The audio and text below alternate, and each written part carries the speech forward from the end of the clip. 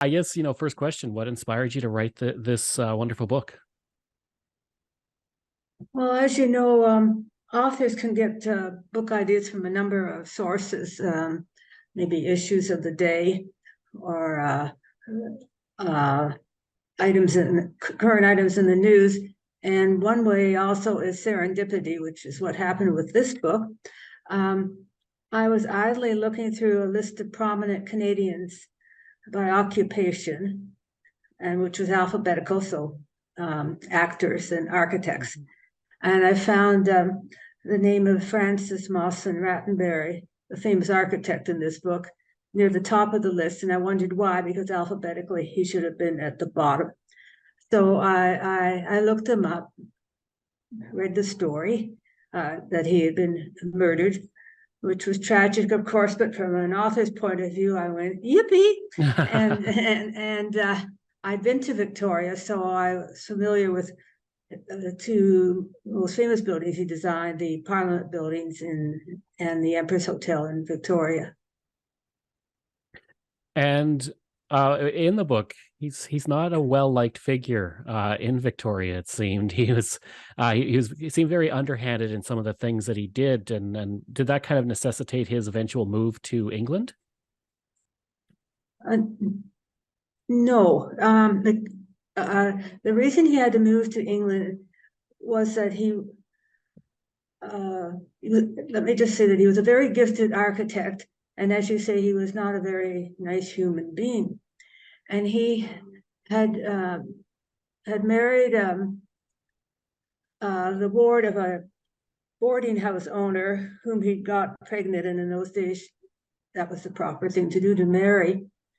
And over the years, the marriage became very strained, and they had separate bedrooms, and they had a son and a daughter, and they communicated through the daughter at the dining room table and in the house.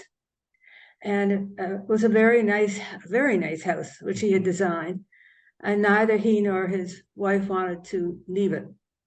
So into this picture came a woman named Alma Victoria Clark, who was a talented Victoria musician and composer, an acclaimed concert pianist, who was 30 years his junior and had been married twice before. And she and Rattenbury started an affair, and they did it very flamboyantly. And Victoria was an uptight city, so that's why they had to leave Victoria. One thing I really liked about that section of the book was it seemed at first that Victoria wasn't very accepting of his first wife, but then after he starts this affair, and then, like you said, they're very flamboyant with it. It seems like everybody kind of rallies around the first wife and is on her side. And it was really nice to see, just especially with how he treated her and how he was so, like you said, flagrant with how he was going about it. So it was kind of this nice thing to see that people actually started to take her side. And if I'm remembering correctly, it was a neighbor that let her move in, and it was overlooking the house, I think, or something like that. Not quite. Rattenbury, Francis, allow me to call him Francis, and Alma wanted to get his wife Flory out of his estate called Ayashinil. Mm-hmm. And they tried all sorts of things, and he took away the furniture. She pounded the music, the piano late at night, including playing Chopin's Funeral March, because Flory was not feeling well because of all the stress. So eventually, Flory agreed to a divorce, provided that Francis pay for the construction of a house for her, which she had built on a hill overlooking his house. The neighbor was a leader in Victoria's society named Daisy McClure, And while when Francis cut off the electricity at Ayeshanil to try and force Florrie to leave, Daisy McClure brought her hampers of food. And now with researching your book, you had to deal with like the Canada side of it, and then the United Kingdom side of it. So how was the research for this? How did you go about that? Well, a big obstacle that I hadn't expected was that a few weeks after I started, the COVID lockdown came into effect.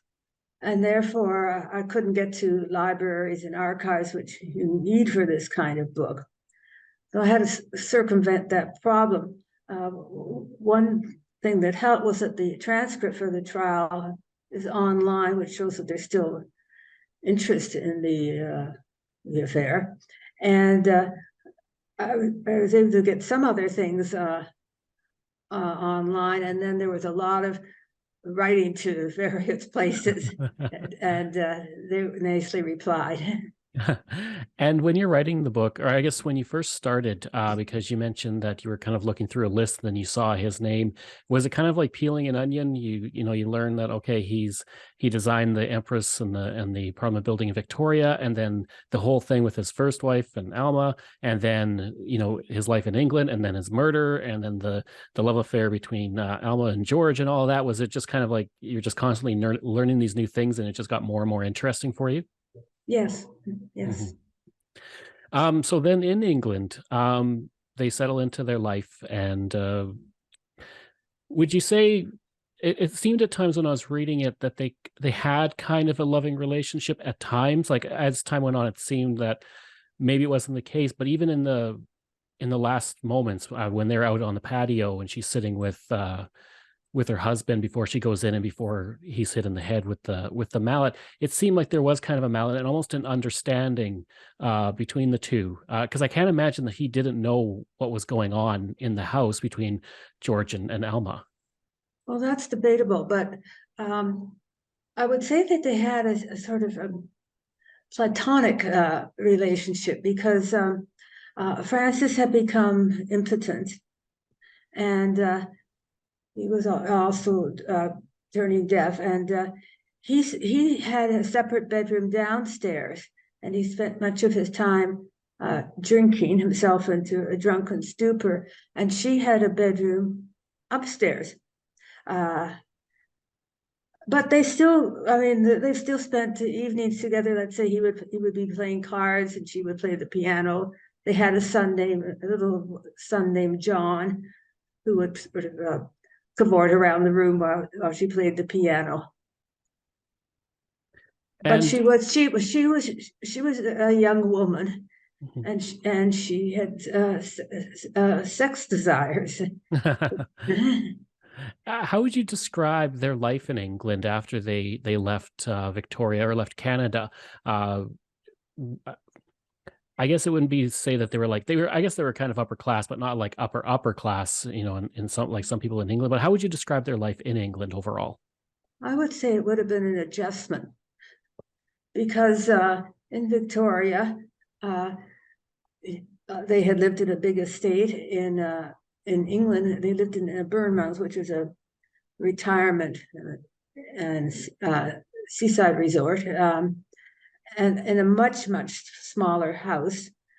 And in Victoria, he'd been famous, and she'd been famous, and in England, nobody knew who they were. So that would have been an adjustment. And for a while, she composed romance songs, which were recorded but didn't do well, because hers were sort of old-fashioned, I guess you would say, for the jazz era. And he couldn't get any architecture commissions, and so the subject of money became very important, and they argued a lot about money. This is kind of a hypothetical, but with George, if he had have been like, I understand that, she was in a relationship with a man who was impotent, so certain needs weren't being met. If George was, say, in his 30s versus this young person, this is his first, I want to call it real love. He's very young. If George was in his 30s, do you think this would have played out the same? Or because he was so young and uh, likely very confused and everything, would that murder still happened if George was older? Well, first of all, let's deal with George's personality. He wasn't very bright mentally. He was rather slow, but he was a very kind fellow. And he lied when he applied. He applied to be a chauffeur at their home. She had placed an ad in the local paper for a chauffeur handyman, and he lied and said he was 22 when he was actually 17. And when he turned 18, he told her his real age, and she seduced him. Now, there was a man, an older man, I would say in his 30s, who claimed he had worked for the family as their cook, and claimed that Alma had, in effect, chased him down the hall and into the bedroom. And but whether that's true or not, it's hard to say. One really interesting part is just the divide between George, who would have been seen as lower class, and then Alma and Francis, who would have been seen as upper class. Was that kind of an important part for you in terms of the book to kind of show that difference, especially in England, where the class distinction was such a major thing? Yes. To me, it seemed that it was, in the eyes of many people, it was as bad that she had taken up with somebody lower than she in the social hierarchy, as that she was having an affair, and as that she was much older than the person, and that she was having the affair with a servant. Absolutely. On the other hand, Lady Chatterley's lover, the book had recently come out, and for those who liked titillation, this is a real life version. And I guess that leads into the entire trial. Like, this was a huge media sensation. Why was it just because of the sordid details, the older woman, the younger man murders the husband? Is it because of that, or were there other things? Was it the class distinction between the two? Was it because it was essentially the Great Depression and people were hungry for some kind of story, something lively? Why did this blow up so much as a media sensation? Well, all you said is correct. To which I would add that the factor of the British tabloid newspapers, which thrive on sensation, and which really played this up a lot, so that people were gripped with it. Mhm. And at the trial, there were huge lineups to try and get in, and people slept in the street overnight. And even in this area, classism prevailed because the upper classes were able to get special ticket entry, and the lower classes had to wait. And then George gets sentenced to death. Is that right? Yes. Yes, that's what I thought. But he doesn't get put to death. His sentence got commuted. Um, I guess, why did that happen? Well, it was commuted by the Home Secretary of the British Mhm. government, and who doesn't have to explain why. But I have some theories. One was that a large number of people throughout England had sent in petitions to the government, and they're voters, and the government tends to listen to voters. Let's see. The other is that the judge and the jury had favored mercy.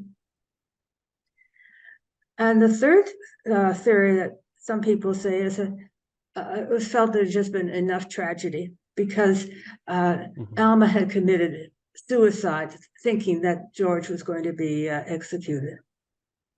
And that kind of leads to my next two questions. The first is, if it wasn't for the media firestorm around this, do you feel that George would have had that sentence commuted?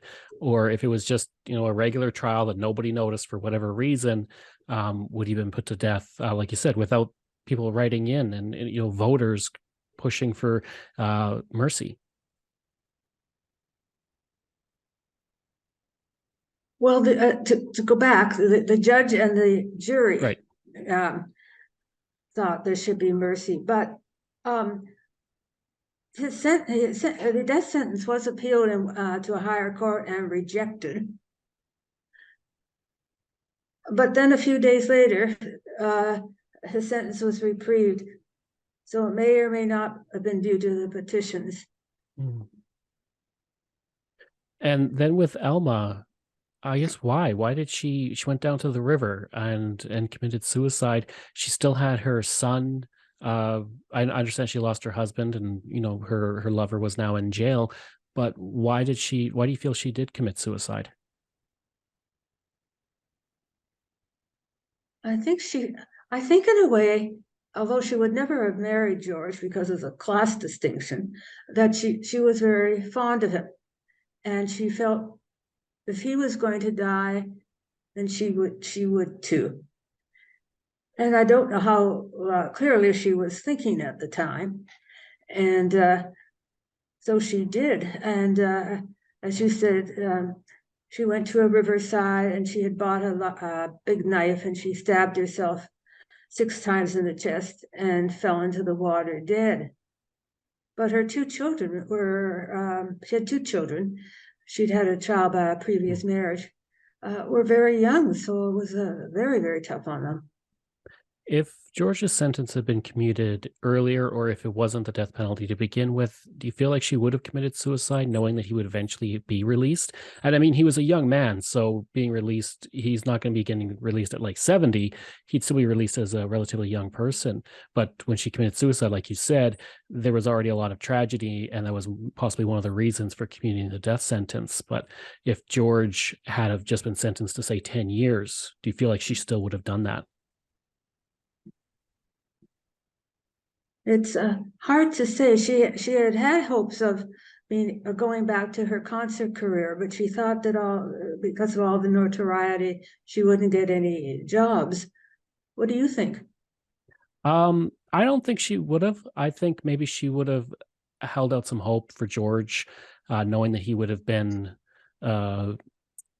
released. I think she probably felt guilt because her actions essentially led to this, not only the death of Francis, but George killing Francis. So there could have been a lot of guilt with that. So, I mean, it's very complicated. And when you deal with suicide, there's a variety of reasons, but I feel like she might not have at that point. I mean, not to say that she wouldn't have down the road, but at that point, I don't feel like she would have. And That's then, a good point. Good point. And then related to that, kind of, lost in the shuffle of all this of George and Francis and Alma are her 2 children. What were their lives like after this? Her son was very young. In the book, you mentioned that he sees his mom for the last time as he's being taken to school in person, I guess. Yes, What was life for them? He was just 6, and his half brother, his name was John, and his half brother Christopher was 14, and they really had no family. So Christopher drifted for a while through life, and then he joined the United States Army in World War II and served with distinction. And afterwards became a commercial artist and married and had children. The boys were separated after Alma's death, and it was years till they saw each other again. little John was sent to live with Alma's mother in Victoria, but she died shortly after he arrived. And he wanted to become an architect. He said it must have been in his genes. And so he earned enough money as a logger in British Columbia, and then went to architecture school. And from there, he had a lot of talent. He was taken on by Frank Lloyd Wright, the famous American architect, and he won a lot of prizes. His father's style was, I guess you would say, more monumental and elaborate, and his was modernistic, and they were both good in their particular genres. And what's next? What's coming next for you? You've had this book. It was, like I said, it was a fantastic book that I really enjoyed. So what's coming next? What are you researching now? What story are you looking at? Another true crime story. Well, they're always interesting. So, and Thank you. where can people find this book? Is there, I obviously places like Amazon and regular bookstores, but do you have a website or anything like that people can get it off of as well? I don't have a website. I'm not a social media person. As you said, you can get it at Amazon. If you have a chapter store in your area, you can get it in person or online through their system, and a local bookstore. Oh, okay. But please go out and get it. Absolutely. And just out of curiosity, where are you located? Toronto. Oh, okay. I'm just outside near Edmonton. So cool. Well, that was all my questions. Thank you very much. Thank you. Like I Very said, kind of you.